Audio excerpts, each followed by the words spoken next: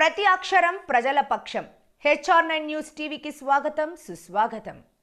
కడప జిల్లా మైదకూరులో నందమూరి తారక రామారావు 29వ వర్ధంతి ఘనంగా నిర్వహించారు. ఈ కార్యక్రమానికి ముఖ్య అతిథిగా ఆంధ్రప్రదేశ్ రాష్ట్ర ముఖ్యమంత్రి నారా చంద్రబాబు నాయుడు హాజరు కావడం జరిగింది. ఈ సమావేశంలో ఎమ్మెల్యే పుట్ట సుధాకర్ యాదవ్ మాట్లాడుతూ నందమూరి తారక రామారావు వర్ధంతి కార్యక్రమం మైదకూరులో జరగడం మన అదృష్టమన్నారు. మైదకూరు అభివృద్ధిని కోరిన పుట్ట సుధాకర్ యాదవ్ నీటి సమస్య అధికంగా ఉన్న మన ప్రాంతంలో తెలుగు గంగ ప్రాజెక్టు ద్వారా మనకు నీళ్లిచ్చిన ఘనత తెలుగుదేశం పార్టీదే. ఉచిత ఇసుక, క్వాలిటీ మద్యం ముఖ్యమంత్రి ఘనతే అన్నారు. రాజోలి ఆనకట్ట నిర్మాణాన్ని అటు రాజశేఖర్ రెడ్డి, ఇటు జగన్ ఇద్దరు చేయలేకపోయారు. రాజోలి ఆనకట్టపై మాటివ్వాలని ముఖ్యమంత్రిని కోరిన మైదకూరు ఎమ్మెల్యే పుట్ట సుధాకర్ యాదవ్. నియోజకవర్గంలో అభివృద్ధి పనులను వేగవంతం చేయాలని కోరిన పుట్ట సుధాకర్ యాదవ్. మైదకూరు డిగ్రీ కళాశాల చేనేత కార్మికులకు వృత్తి, తెలుగు గంగ ప్రాజెక్టు నీరిచ్చి స్వచ్ఛ మైదకూరుగా చేయాలని కోరిన పుట్ట Sudhakar Yadav. HR9 news AP Telangana రాష్ట్ర ఇన్ఛార్జ్ ఎం రామచంద్రయ్య, ఏపీ ఇన్ఛార్జ్ హృదయనాథ్, కడప జిల్లా స్టాఫ్ రిపోర్టర్ గంగా సుబ్బారాయుడు.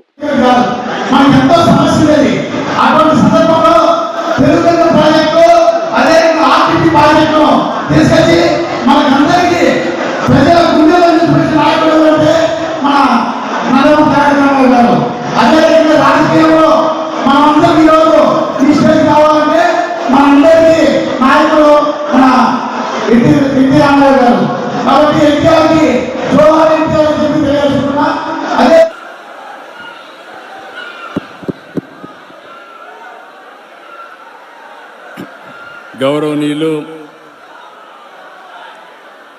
మైదుకూరు గౌరవ శాసనసభ్యులు సుధాకర్ యాదవ్ గారు, జిల్లా తెలుగుదేశం పార్టీ అధ్యక్షులు శ్రీనివాసరెడ్డి గారు, వేదికపైనున్న సహచర మంత్రివర్గ సభ్యులు, వేదికపైనున్న గౌరవ శాసనసభ్యులు, తెలుగుదేశం పార్టీ నాయకులు, అదే మారుగా నాకు ప్రాణ సమానమైన తెలుగుదేశం పార్టీ కుటుంబ సభ్యులందరికీ పేరు పేరున మనస్ఫూర్తిగా నమస్కారాలు, అభినందనలు. ఈరోజు మన నాయకుడు నందమూరి తారక రామారావు గారి యొక్క 29వ వర్ధంతి, అది కూడా ఈ మైదుకూరులో జరుపుకోవడం చాలా అదృష్టంగా నేను భావిస్తున్నాను. ఒక మహానాయకుడు, ప్రజానాయకుడు, తెలుగు జాతి చరిత్ర ఉన్నంత వరకు తెలుగు వారి గుండెల్లో ఉండే ఏకైక వ్యక్తి నందమూరి తారక రామారావు గారు. ఈరోజు మనందరం చూస్తే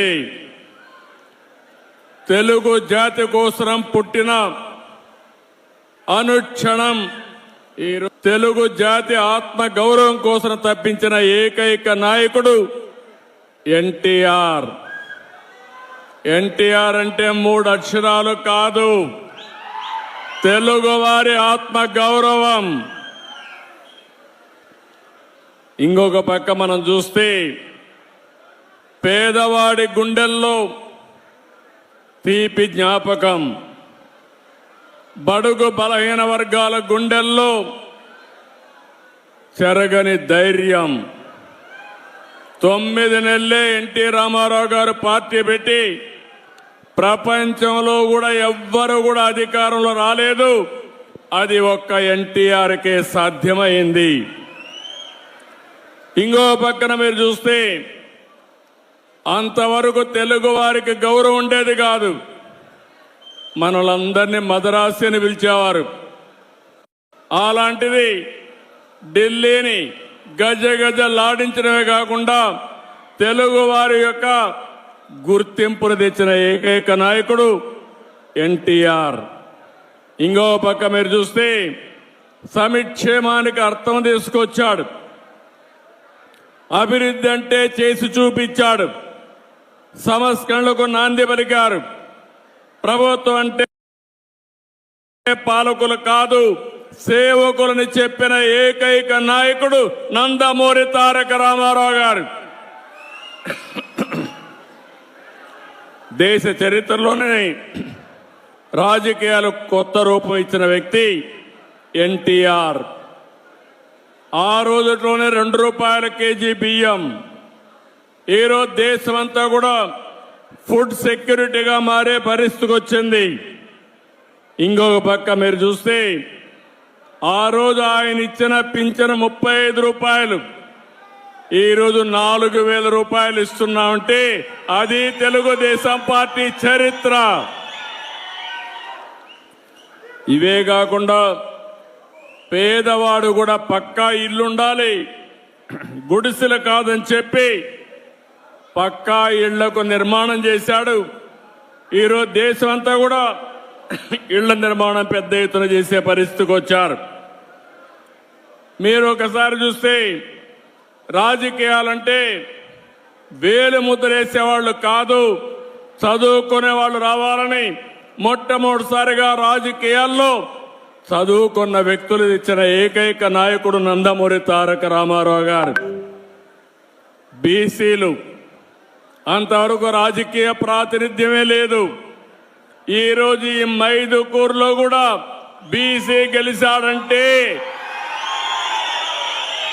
సుధాకర్ యాదవ్ గెలిచాడంటే అది ఎన్టీ రామారావు గారు వేసిన ఫౌండేషను. ఈరోజు ఆయన కళ మనం నిజం చేసే పరిస్థితికి వచ్చాం.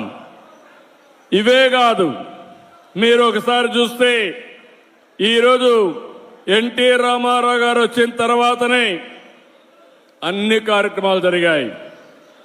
మనం కూడా ఒక్కసారి గుర్తుపెట్టుకోవాలి, ఎన్టీఆర్ ఒక స్ఫూర్తి, ఎన్టీఆర్ ఒక ఆదర్శం, ఆయన జీవితం ఒక సందేశం. మనవారిగానే ఎన్టీఆర్ కూడా మామూలు వ్యక్తిగానే పుట్టాడు, సామాన్య రైతు కుటుంబంలో పుట్టాడు, అంచెలంచెలుగా ఎదిగాడు, నిరంతరం శ్రమపడ్డాడు, క్రమశిక్షణతో బతికాడు.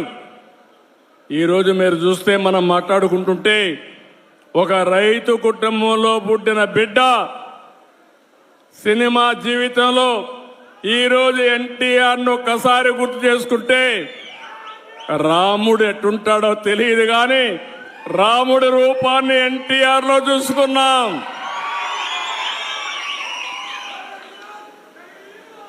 ఒక రాముడే కాదు, ఒక శ్రీకృష్ణుడు ఎట్టారు ఎవరికి తెలియదు. ఇప్పటికి కూడా శ్రీకృష్ణుడు అంటే ఎన్టీఆర్ రూపంలో చూస్తున్నాం. ఇది ఒకటే కాదు, ఆయన జీవితంలో మనం చూస్తే ఇప్పుడే కాదు ఇంకా మళ్ళా పుట్టరు. ఒకవేళ ఆయన చేసిన పాత్రలు చేయాలంటే మళ్ళీ ఎన్టీ రామారావు గారే పుట్టాలి తప్ప ఎవరికి సాధ్యం కాదు. ఇంకొక పక్కన రాజకీయాలు, కొత్త నిర్వచనం తీసుకొచ్చాడు. అంతవరకు చూస్తే రాజకీయాలంతా కూడా దోపిడీకి మారుపేరుగా ఉండే రాజకీయాల్ని ప్రజాహితం కోసం, ప్రజాసేవ కోసం రాజకీయాలను చేసిన నాయకుడు ఎన్టీ రామారావు గారు. మీరు ఒకసారి చూస్తే రాజకీయం అంటే పెత్తందారి విధానం కాదు, పేదల జీవితాలు మార్చేదే రాజకీయం అని చెప్పి చేసి చూపించిన నాయకుడు ఎన్టీ రామారావు గారు. మీరు ఒకసారి చూసినప్పుడు బీసీలకు మొట్టమొదటిసారిగా స్థానిక సంస్థల్లో రిజర్వేషన్లు పెట్టిన వ్యక్తి ఎన్టీఆర్ అని చెప్పి నేను మీకు తెలియజేస్తున్నా. ఇదే కాకుండా మా ఆడబిడ్డలు ఈరోజు ధైర్యంగా మీరు డిమాండ్ చేసి మీ తల్లిదండ్రులు సంపాదించిన ఆస్తిలో సమాన హక్కు అడిగే అవకాశం వచ్చిందంటే అది ఎన్టీఆర్ ఇచ్చినటువంటి వరం, మీ అందరికీ ఆయన ఇచ్చిన చట్టం అని చెప్పి కూడా నేను మీకు తెలియజేస్తున్నా. ఇంకో పక్క రాజకీయాల్లో మగవాళ్లే కాదు ఆడబిడ్డలు రాణిస్తారని స్థానిక సంస్థల్లో 9% రిజర్వేషన్లు పెడితే ఈరోజు దేశంలో 33% ఆడబిడ్డలకు చట్టసభల్లో రిజర్వేషన్లు వచ్చాయంటే దీనికి ఫౌండేషన్ వేసిన వ్యక్తి నందమూరి తారక రామారావు అని చెప్పి నేను మీకు తెలియజేస్తున్నా. అంటే ఆ రోజు ఆ మహనీయుడు ఆలోచించాడు, దానికి అనుగుణంగా పాలసీలు తీసుకొచ్చాడు, అమలు చేశాడు. అది దేశానికే ఆదర్శంగా తయారయ్యే పరిస్థితి వచ్చింది. ఆడబిడ్డలు చదువుకోవాలని మహిళా విశ్వవిద్యాలయం పెట్టాడు. ఇంకో పక్కన బడుగు బలహీన వర్గాలకే కాకుండా పేదలు కానీ కార్మిక కర్షక మైనారిటీ సోదరులకి సంక్షేమ కార్యక్రమాలు తీసుకొచ్చాడు. ఆయన ఒకటే ఆలోచించాడు, పేదరికం పూర్తిగా నిర్మూలించాలనేది ఎన్టీ రామారావు గారి కళ. నేను ఒకటే చెప్తున్నా, భవిష్యత్తులో జీరో పావర్టీ, పేదరికం లేని సమాజం ఒక్క తెలుగుదేశం పార్టీతోనే సాధ్యం. అది చేసి నిరూపిస్తాం. ఇంకో పక్కన కరువు సీమ, రాయలసీమ, ఒకప్పుడు రాయలేలిన సీమ, రతనాల సీమ, తర్వాత కరువు వచ్చి ఈ ప్రాంతంలో మనం చూస్తే నేను కూడా ముఖ్యమంత్రి అయినప్పుడు కరువు వస్తే నీళ్లు కూడా లేవు. అనంతపురం లాంటి జిల్లా ఎడారిగా మారిపోతుందని శాస్త్రజ్ఞులు చెప్పడమే కాకుండా రాయదుర్గ ప్రాంతం అయితే ఎడారిగా మారిపోయే సూచనలు వచ్చాయి. ఎడారిగా మారకుండా నేను కొన్ని వందల కోట్ల రూపాయలు ఖర్చు పెట్టి పనులు చేసే పరిస్థితికి వచ్చాం. కానీ ఎన్టీ రామారావు గారి స్ఫూర్తిని మీరు చూస్తే ఆ రోజు తెలుగు గంగ, హంద్రి నీవా, గాలేరు నగిరి కాలువలు ప్రారంభించి రాయలసీమ రాళ్లసీమ కాదు రతనాల సీమ కావాలని ఫౌండేషన్ వేసిన వ్యక్తి ఎన్టీఆర్. ఈరోజు మీరు చూస్తే ఈ జిల్లాలో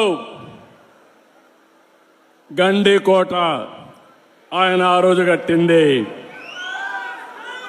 అన్ని ప్రాజెక్టులు మనం చేసినంత కూడా ఆయన కట్టినట్టువే. కాంగ్రెస్ పార్టీ ఏం చేయలేదు తమ్ముళ్ళు.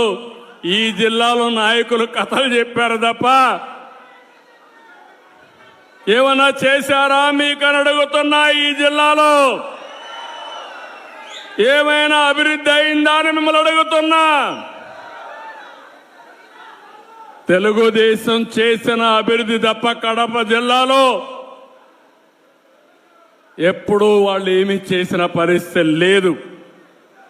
నిన్న కూడా ఇరిగేషన్లో మనమే చేశాం, మళ్ళీ హామీ ఇస్తున్నాం. ఇరిగేషన్లో పెద్ద ఎత్తున ప్రాజెక్టులు కట్టాం, కానీ ఆ ప్రాజెక్టులో ఉండే నీళ్లు వాడుకోలేకపోతున్నాం. ఆ నీళ్లన్నీ కూడా సమర్థవంతంగా వాడుకోవడానికి ఈ కడప జిల్లా నేను అన్ని విధాలా సహకరిస్తానని మీ అందరికీ హామీ ఇస్తున్నా.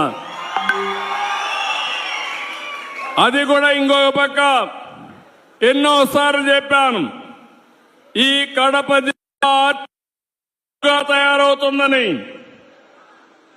మామూలు వరి పంట కంటే హార్టికల్చర్ పండ్ల తోటలు వేసుకుంటే 2 ఇంతలు 3 ఇంతలు. ఇంత మునుపు కూడా బనానా కానీ ఆరెంజెస్ కానీ దీనికి ప్రాధాన్యత ఇచ్చాం. మళ్ళీ నేను శ్రద్ధ పెడతాను. ఈ జిల్లాలో ఉండే నీళ్లు ఉపయోగించుకోవడానికి అన్ని పనులు చేస్తాను. మీరు ఒకసారి చూస్తే నేనున్నప్పుడు రాయలసీమలో మైక్రో ఇరిగేషన్కి 90% సబ్సిడీ ఇచ్చాం. అది కూడా తీసేసే పరిస్థితికి వచ్చారు. మళ్ళీ నేను వచ్చిన వెంటనే రాయలసీమ రైతాంగానికి మంచి జరగాలని ఈరోజు 90% సబ్సిడీతో డ్రిప్ ఇరిగేషన్ మీకు ఇస్తున్నానంటే అది తెలుగుదేశం పార్టీ. ఒక పక్క డ్రిప్ ఇరిగేషన్ వచ్చి, ఒక పక్క ఆధునీకరణ వచ్చి, ఇంకో పక్క హార్టికల్చర్ పంటలు వేసుకుని మార్కెటింగ్ అని ఎస్టాబ్లిష్ చేస్తే ఈ రాయలసీమకు తిరుగుండదు. నిన్న కూడా కేబినెట్లో మాట్లాడాను. రాయలసీమలో ఎక్కువ ఆదాయం వచ్చే జిల్లాలు చూస్తే కడప, అనంతపురం జిల్లాలు కూడా ముందుకు వచ్చే పరిస్థితికి వచ్చింది. మీరు శ్రద్ధ పెట్టండి. నేను ఒకటే చెప్తున్నా, ఈ రాయలసీమని ఈ కడపలో ఒకప్పుడు మీరు చూస్తే ముఠా కక్షలు ఉండేటివి, చంపుకునే సంస్కృతి ఉండేది. నేను గర్వంగా చెప్పగలుగుతున్నా, ముఠాలను పూర్తిగా అణిచివేసిన పార్టీ తెలుగుదేశం పార్టీ.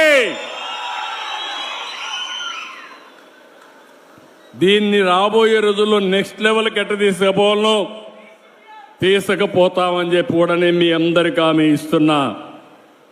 ఇంకో పక్కన నేను నిన్న మొన్న మాట్లాడాను, పోలవరం ప్రాజెక్టు ఈ రాష్ట్రానికి ఒక జీవనాడి. నీళ్లన్నీ కూడా మీరు చూస్తే పోలవరం కిందన గోదావరి ద్వారా సముద్రం లేకపోతున్నాయి.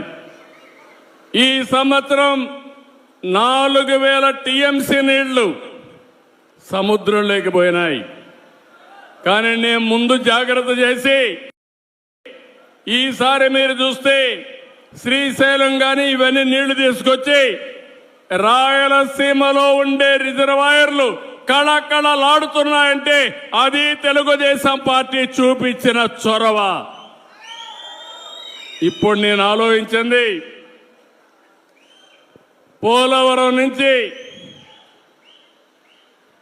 దగ్గర ఒక 200 నుంచి 300 టీఎంసీ నీళ్లు రాయలసీమకు వస్తే ఇంకా రాయలసీమను ఎవ్వరూ పట్టలేరని చెప్పి కూడా నేను మీకు తెలియజేస్తున్నా. ప్రగతి వైపు పరుగు పెట్టే పరిస్థితి వస్తుంది.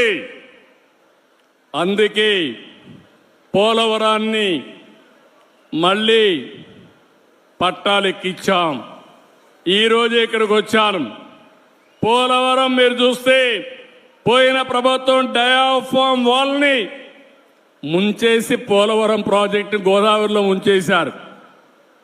ఈరోజే మళ్లీ కేంద్ర సహకారంతో 12,200 కోట్ల రూపాయలు ఫేజ్ 1 కింద డబ్బులు ఇస్తే డయాఫామ్ వాల్ కూడా ప్రారంభిస్తున్నాం.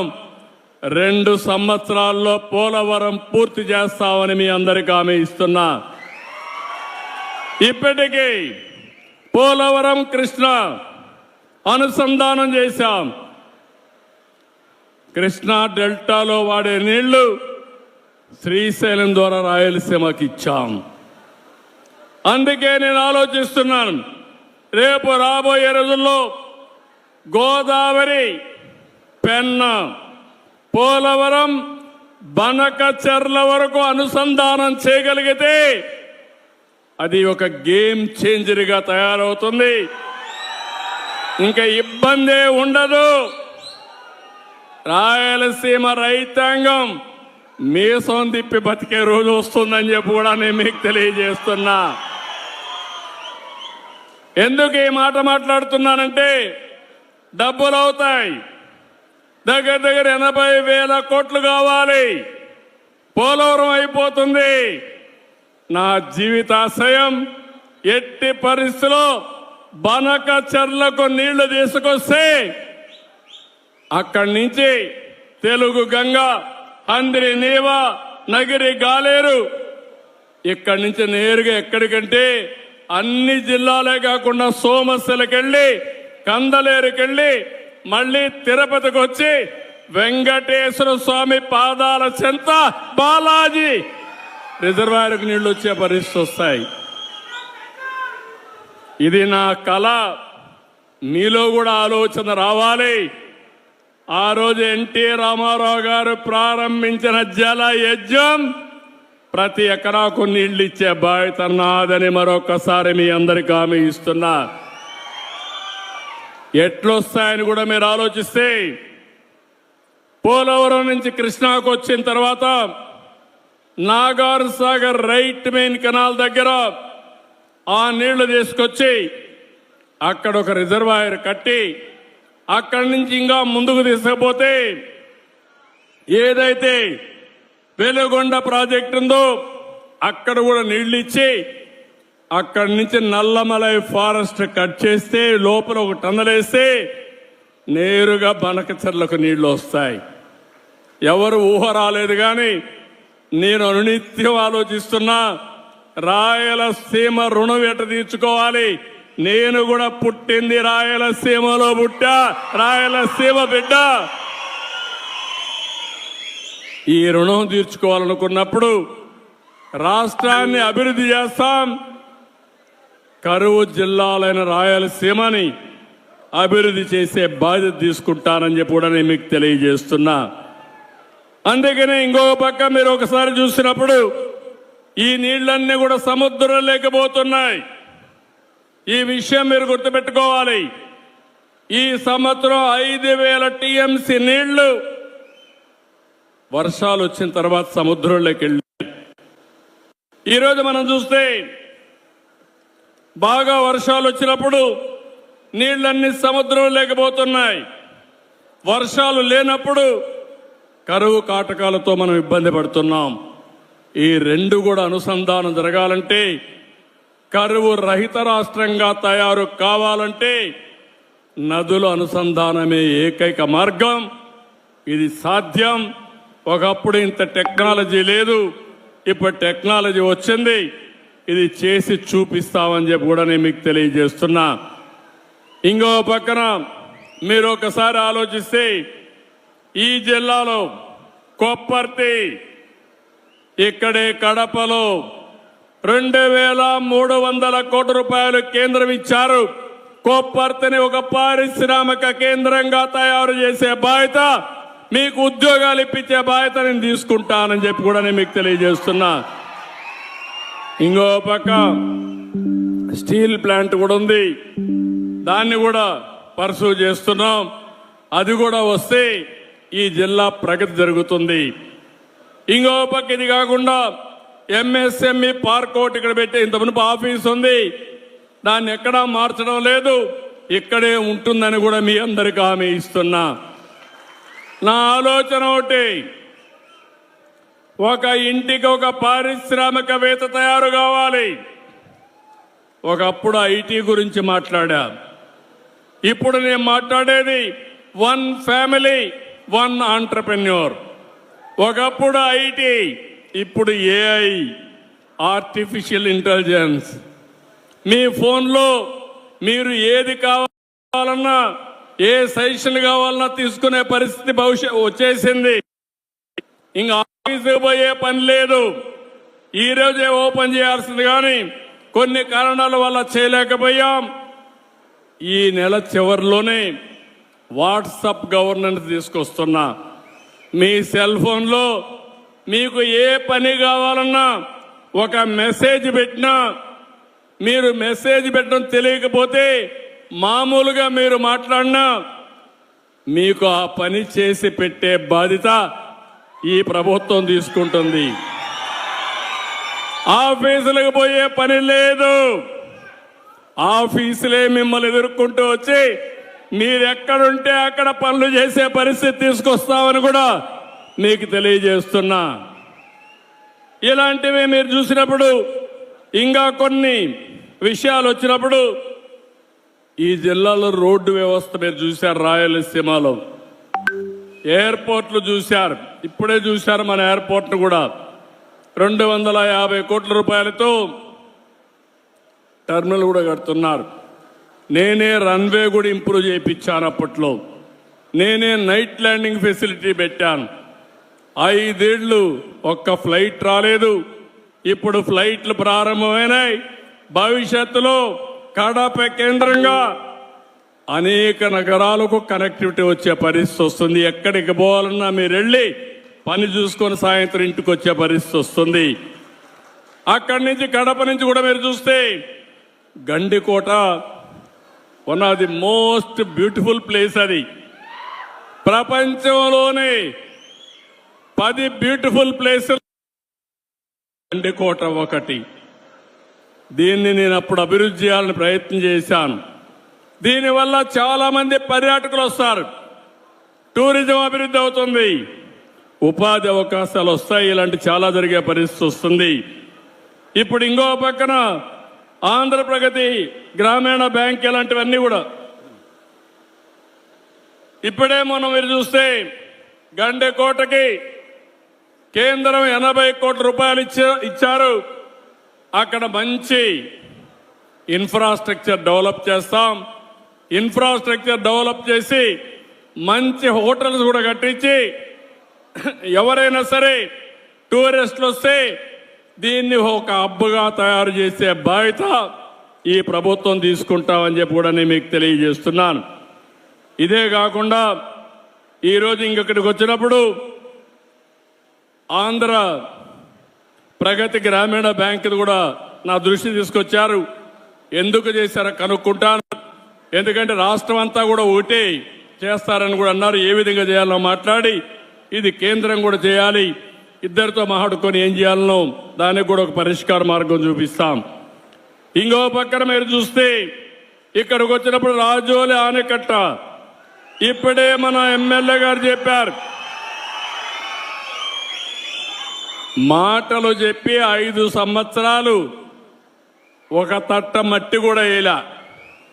నేను హామీ ఇస్తున్నా, రాజోలి బండ ఆనకట్ట డెవలప్ చేసి 90,000 ఎకరాలకు నీళ్లు ఇచ్చి నీటి ఎద్దడి లేకుండా చేసే బాధ్యత ఈ ప్రభుత్వం తీసుకుంటాం.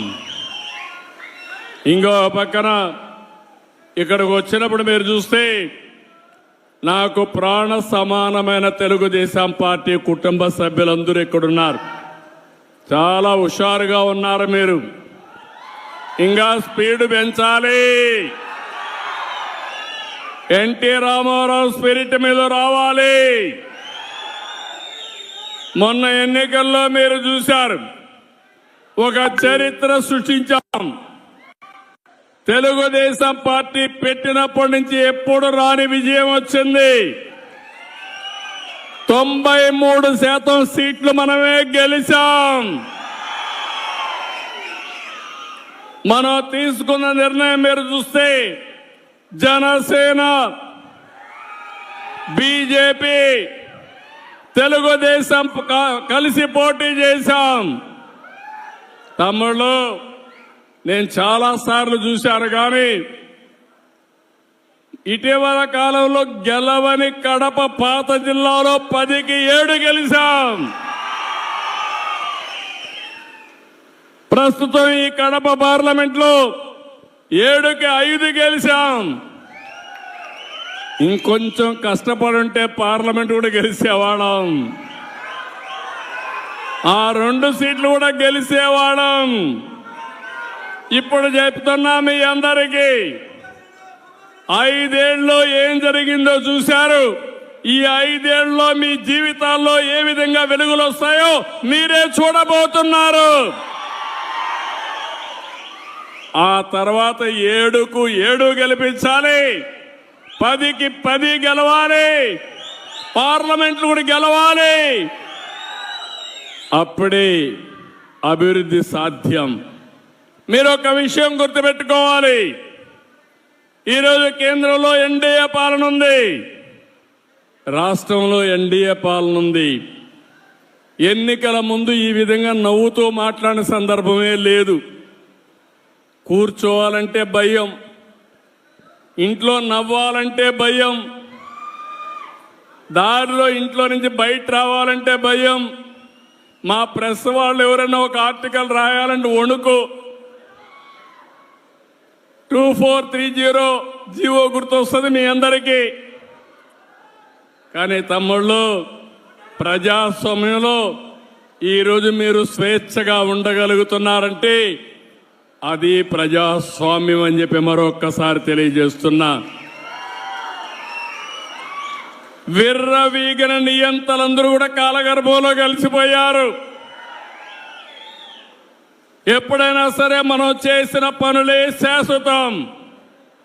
ఎన్టీఆర్ గుర్తున్నాడంటే చనిపోయి 29 సంవత్సరాలైనా రోజు రోజుకు ఆయన పైన ప్రేమ ఆదరణ పెరిగిందంటే ఏంటి తమ్ముళ్ళు దానికి కారణం? మనం చేసిన పనులు అవునా కాదా? అలాంటివి మనం గుర్తుపెట్టుకోవాల్సిన అవసరం ఉంది.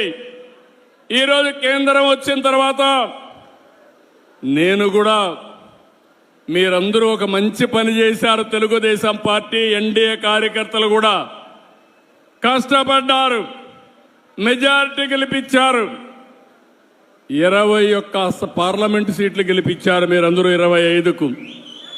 ఇంకొంచెం కష్టపడి ఉంటే 25 గెలిచేవాళ్ళం. అని ఆ 21 సీట్లు ఒక సంజీవనిగా మారాయి. రాష్ట్రం అస్తవ్యస్తంగా ఉంది. వెంటిలేటర్ పైనుండే రాష్ట్రానికి ఆక్సిజన్ కేంద్రం ఇచ్చే పరిస్థితి వచ్చింది. ఈరోజు కష్టాలన్నీ తీరిపోయే పరిస్థితికి వస్తున్నాం, కానీ పూర్తిగా తీరిపోలేదు. అందుకే మీరు ఒక్కసారి ఆలోచిస్తే అమరావతి ప్రాజెక్ట్ని మళ్ళీ ఒకసారి అమరావతిని మనం గట్టెక్కించే పరిస్థితికి వచ్చాం.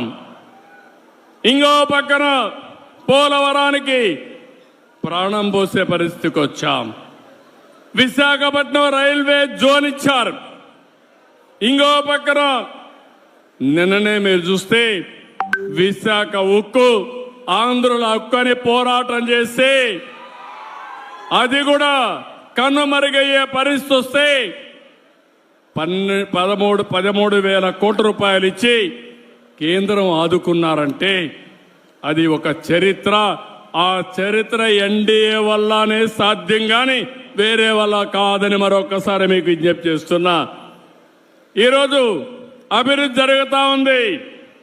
నేను ఒకటే మీ అందరికీ హామీ ఇస్తున్నా, భవిష్యత్తులో కూడా మీకు అండగా ఉంటాం.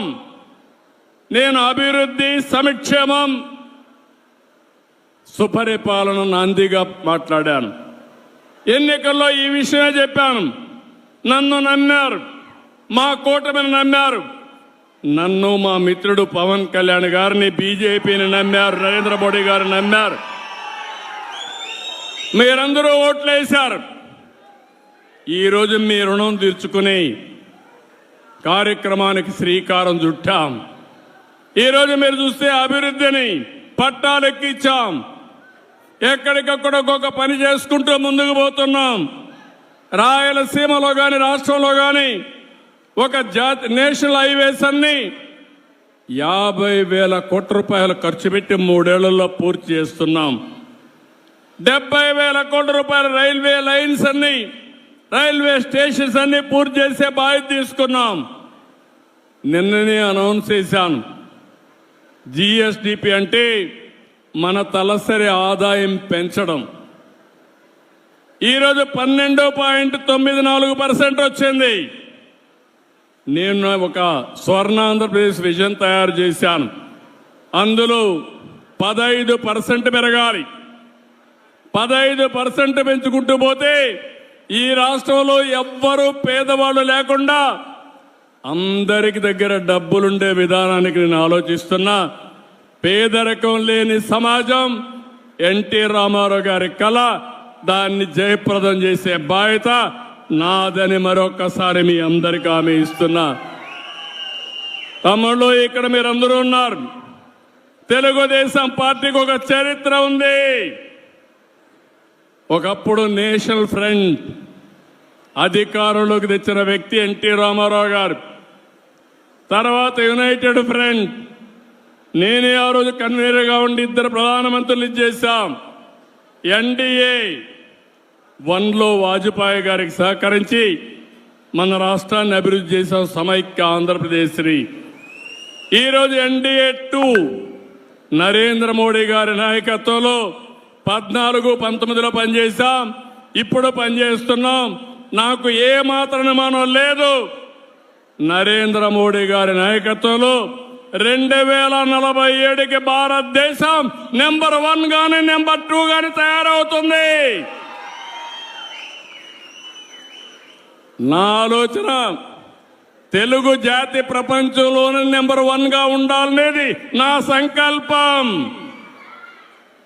అలాంటివి జరిగేటప్పుడు ఎప్పుడు కూడా తెలుగుదేశం పార్టీ ఒక ప్రాంతీయ పార్టీ గాని జాతీయ భావాలతో పనిచేసిన పార్టీ తెలుగుదేశం పార్టీ. జాతీయ అభివృద్ధి కోసం పనిచేసిన పార్టీ తెలుగుదేశం పార్టీ. ఈరోజు మీరు చూస్తే 1 కోటి సభ్యత్వం ఈరోజు తెలుగుదేశం పార్టీలో ఉన్నారు. 1 crore.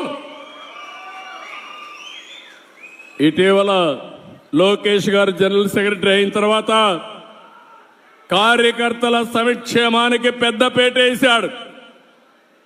130 కోట్ల రూపాయలు ఇన్సూరెన్స్ కానీ వెల్ఫేర్ కానీ డబ్బులు ఖర్చు పెట్టే పరిస్థితికి వచ్చారు.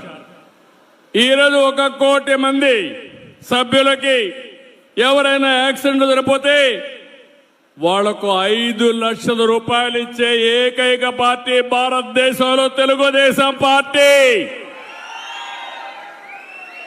ఇది ఒక చరిత్ర. మీ రుణం తీర్చుకుంటాం, కార్యకర్తల రుణం తీర్చుకుంటాం. అందుకనే రాజకీయంగా మిమ్మల్ని ఎదుగుదల కోసం ప్రయత్నం చేయడం, సంక్షేమ కార్యక్రమాలు చేయడం, ఆర్థికంగా పైకి తీసుకురావడానికి ఏమేం చేయాలనో అవన్నీ చేస్తామని చెప్పి కూడా నేను మీకు తెలియజేస్తున్నా. అదే సమయంలో మిత్రపక్షాల కార్యకర్తలు కూడా విజ్ఞప్తి చేస్తున్నా, ఎక్కడికక్కడ అందరూ సమిష్టిగా పనిచేసుకుని మళ్ళీ ఎప్పుడు ఎన్నికలు పెట్టినా అఖండ విజయంతో ఎన్డీఏ గెలిచే పరిస్థితి మీరు ఉండాల్సిన బాధ్యత మీ మీద ఉంది. ఎప్పుడైతే నేను ఎన్నోసార్లు చెప్పాను, డబల్ ఇంజన్ సర్కార్, కేంద్రం రాష్ట్రంలో ఎన్డీఏనే ఉండాలి, అప్పుడే అభివృద్ధి పరిగెత్తిస్తుంది. అందుకే ఈరోజు చూస్తే డబల్ ఇంజన్ సర్కార్, డబల్ ఇంజన్ గ్రోత్ రేట్ వస్తుంది, డబుల్ డిజిట్ గ్రోత్ రేట్ వస్తుంది. 2 ప్రభుత్వాలు కలిసాం, పనులు చేశాం, 13% అభివృద్ధి జరిగే పరిస్థితి వచ్చింది. జిఎస్టిపి వచ్చింది. ఇది 15-16%కి తీసుకపోతే పేదరికం అనే మాటే ఉండదని చెప్పి కూడా నేను మీకు తెలియజేస్తున్నా. నాకు ప్రాణ సమానమైన తెలుగుదేశం పార్టీ కుటుంబ సభ్యులందరినీ మరొక్కసారి కోరుతున్నా, మీరందరూ కూడా ఇలాంటి ఎన్టీ రామారావు గారి యొక్క 29వ వర్ధంతి సభలో ఒక సంకల్పం చేయాలి.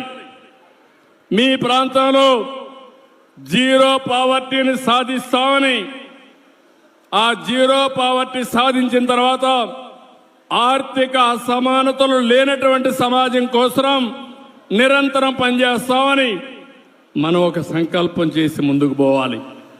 ఇది సాధ్యం.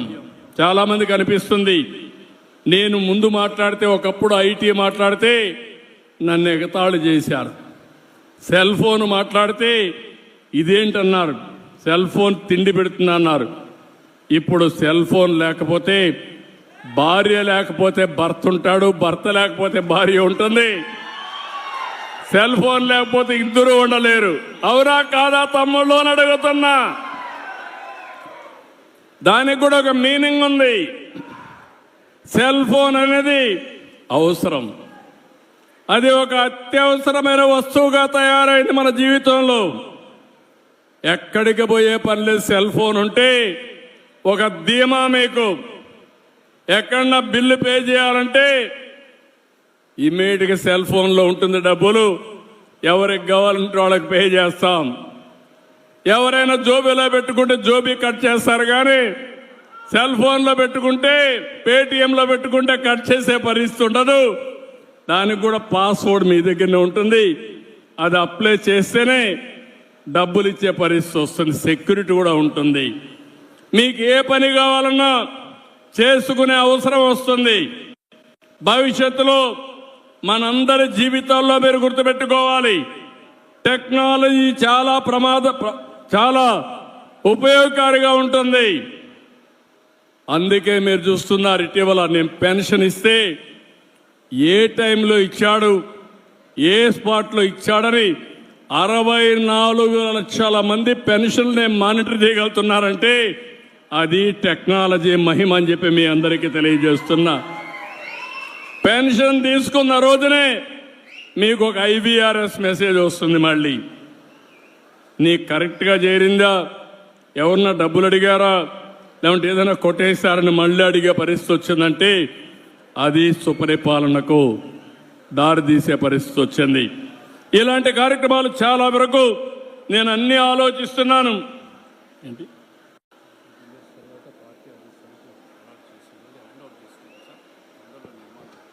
ఈ రోజే మీరు చూస్తే ఇంకొక శుభవార్త కూడా 5-6 సంవత్సరాలుగా మన వాళ్ళు చాలా కష్టపడి శ్రీనివాసరెడ్డి గారి నాయకత్వంలో కడపలో మనకంటూ సొంత ఇల్లు కట్టుకుంటున్నాం, పార్టీ ఇల్లు కట్టుకుంటున్నాం, పార్టీ ఆఫీస్ కట్టుకుంటున్నాం. దీనికి 2 ఎకరాలు భూమి కూడా ఇచ్చారు, కానీ కావాలి లిటిగేషన్ పెట్టి ఇవ్వకపోతే అన్ని క్లియర్ అయినాయి. నేను ఒకటే ఆదేశిస్తున్నా, 18 నెలల్లో పార్టీ ఆఫీసు పూర్తి చేసి మళ్ళీ ప్రతి ఒక్క కార్యకర్త కడపకు వస్తే సొంత ఇంటికి వచ్చి ఒక కాఫీ తాగే విధంగా 6 months ఓకే. నేను పూర్తిగా చేయాలంటే 18 నెలలను మోడర్న్ టెక్నాలజీ ఉపయోగిస్తానంటున్నాడు. 6 నెలల లోపలనే పూర్తి చేస్తానంటున్నాడు. ఈరోజు జనవరి,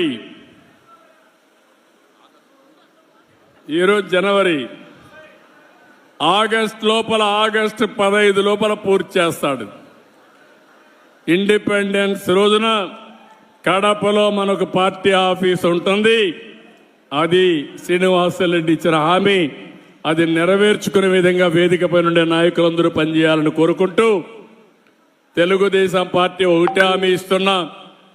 ఇప్పుడే మన సుధాకర్ గారైతే చాలా లిస్ట్ అంతా ఇచ్చాడు, పెద్ద చాంతాడంత లిస్ట్ ఇచ్చాడు, విష్ లిస్ట్ ఇచ్చాడు. మనిషిలో ఏదో చెయ్యాలనే తపనుంది, మీ రుణం తీర్చుకోవాలని కసుంది, ఆయన చెప్పిన పనులన్నీ చేయాలని ఆలోచన కూడా నాలో ఉంది. కానీ ఖాళీ గల్లాపేట నా దగ్గర ఉంది. కానీ మీ సమస్యలు కూడా పరిష్కారం కావాలి. ప్రాధాన్యత క్రమంలో అన్ని సమస్యల్ని పరిష్కారం చేసే బాధ్యత మేము తీసుకుంటామని మరొక్కసారి మీ అందరికీ హామీ ఇస్తున్నా. ఈరోజు నేను ఇక్కడికి వచ్చింది స్వచ్ఛ ఆంధ్రప్రదేశ్ని ప్రతి 3వ శనివారం మనమందరం అమలు చేయాలని వచ్చాను. స్వర్ణాంధ్రప్రదేశ్ లాంచ్ చేశాను. ఆ స్వర్ణాంధ్రప్రదేశ్ కోసం స్వచ్ఛ ఆంధ్రప్రదేశ్ కూడా అవసరం. అది కూడా మైదుకూరులో ప్రారంభించడం నా అదృష్టంగా నేను భావిస్తున్నాను. అలాంటి మైదుకూరులో ఒక పవిత్రమైన కార్యక్రమానికి శ్రీకారం చుడుతున్నాం. ఇది అవుతానా మీటింగ్కి వెళ్తున్నాం. ఆధునికమైన పరిజ్ఞానాన్ని ఉపయోగించుకుందాం. పరిశుభ్రమైన వాతావరణాన్ని క్రియేట్ చేస్తాం. నేను అందుకే ఒక మాట చెప్తున్నాను, పరిశుభ్రమైన వాతావరణం అంటే మనం ఉండే ప్రాంతాలే కాదు, ముందు మన మైండ్ పరిశుభ్రంగా ఉండాలి, ప్యూరిఫికేషన్ ఆఫ్ మైండ్ ఉండాలి. గంజాయి తాగేసి పరిశుభ్రం అంటే ఒళ్ళంతా కుళ్ళిపోయిన తర్వాత లాభం లేదు. అదే మాదిరిగా రోగాలన్నీ వచ్చి మనం బయట వాళ్ళకు నీతులు చెప్తే ఎవరూ నమ్మరు. ముందు మైండ్ ప్యూరిఫై చేయాలి, రెండోది బాడీ ప్యూరిఫై చేయాలి, మూడోది ఇల్లు జాగ్రత్తగా చూసుకోవాలి, ఇల్లు పరిశుభ్రంగా ఉండాలి, మీ ఇంట్లో ఆనందం ఉండాలి, నాలుగోది మీ పరిసరాలు కూడా పరిశుభ్రంగా ఉండాలి, ఐదోది మీరు పనిచేసే ప్రదేశం కూడా పరిశుభ్రంగా ఉండాలి. అప్పుడే స్వచ్ఛ ఆంధ్రప్రదేశ్కి సార్థకత. అది సాధించే వరకు నేను మీకు అండగా ఉంటానని మరొక్కసారి మీ అందరికీ హామీ ఇస్తూ, ఈరోజు ఒక మహనీయుడు వర్ధంతి. ఈ వర్ధంతి మనకందరికీ స్ఫూర్తి నింపే రోజు. ఎప్పటికప్పుడు ఈ స్ఫూర్తి మన జీవితాల్లో వెలుగు తేవడానికి అనునిత్యం మనం ఆలోచించుకొని పునరంకితం కావాల్సిన అవసరం ఉంది. దానికి మీరందరూ ముందుకు రావాల్సిందిగా మరొక్కసారి అందరినీ కోరుకుంటూ, ఈరోజు నా కుటుంబ సభ్యులతో ఈ 1 గంట గడిపిన దానికి ఎంతో ఆనందంగా ఉంది. ఈరోజు మన నాయకుడు ఎన్టీ రామారావు గారికి ఆ పేరు వచ్చిందంటే నేను ఈరోజు నిలబడుకొని ధైర్యంగా ఇవి చేశానని చెప్పగలిగానంటే దానికి కారణం తెలుగుదేశం పార్టీ కార్యకర్తలు. భుజాలు అరిగే విధంగా తెలుగుదేశం పార్టీ జెండా మోశారు. ఎవరైనా చంపుతా ఉంటే ప్రాణాలు కూడా లెక్క పెట్టుకోకుండా తెలుగుదేశం పార్టీ జెండా మోశారు. ఇక్కడి ప్రొద్దుటూరులో నందం వెంకట సుబ్బయ్య ఇప్పటికి కూడా నాకు జ్ఞాపకం ఉన్నాడు. ఒక అవినీతి పైన పోరాడితే ఆ రోజు జరిగిన దారుణం మనం చూస్తే బాధేస్తుంది. కానీ అలాంటి వారి స్ఫూర్తి మనలో ఉంది. ఆ కార్యకర్తల స్ఫూర్తి ఈరోజు తెలుగుదేశం పార్టీకి శ్రీరామ రక్ష. మీకు శాశ్వతంగా రుణపడున్నా. నేను ఎన్ని జన్మలెత్తి మీకు సేవ చేసినా మీ రుణం తీర్చుకోలేను. కానీ ఒకటే మీరు గుర్తుపెట్టుకోండి, నేను ఏ పని చేసినా ప్రజలకు ఏమని జరగాలన్నా ముందు మిమ్మల్ని గురించి ఆలోచించి నిర్ణయాలు చేస్తారని కూడా మీ అందరికీ తెలియజేసుకుంటూ, మీరు నేను కలిసి ఈ రాష్ట్రాన్ని ఒక స్వర్ణాంధ్రప్రదేశ్గా తయారు చేద్దాం. ఆ స్వర్ణాంధ్రప్రదేశ్ దేశానికే కాకుండా ప్రపంచానికి ఒక ఆదర్శంగా ఉండే విధంగా చేద్దామని చెప్పి తెలియజేసుకుంటూ, ఈరోజు మీరు చూపించిన అభిమానానికి కార్యకర్తలందరికీ శిరస్సు వంచి ఎన్టీ రామారావు గారి వర్ధంతి సభలో పాదాభివందనం చేస్తూ మీ అందరి దగ్గర సెలవు తీసుకుంటున్నా. జై హింద్, జై Telugu Desam. NTR Amar high. NTR, NTR, NTR. Thank you అనండి.